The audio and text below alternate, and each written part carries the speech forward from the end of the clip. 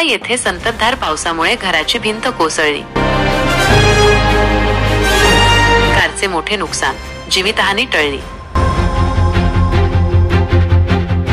तळोदा शहरात सुरू असलेल्या संततधार पावसामुळे महालक्ष्मी मंदिर परिसरात एका दुमजली घराची भिंत कोसळली।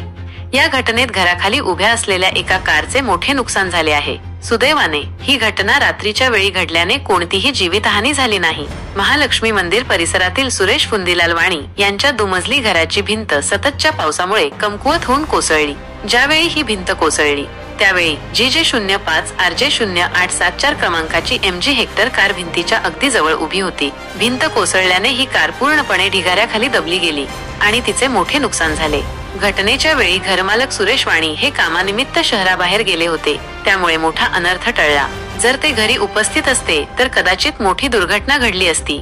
सततच्या पावसामुळे जुनी आणि जीर्ण झालेली बांधकामे धोकादायक बनू शकतात। यामुळे प्रशासनाने नागरिकांना पावसाळ्यात विशेष काळजी घेण्याचे आवाहन केले आहे। तसेच अशा धोकादायक घरांमध्ये राहणाऱ्या नागरिकांना सुरक्षित ठिकाणी स्थलांतर करण्याचे आवाहनही करण्यात आले आहे।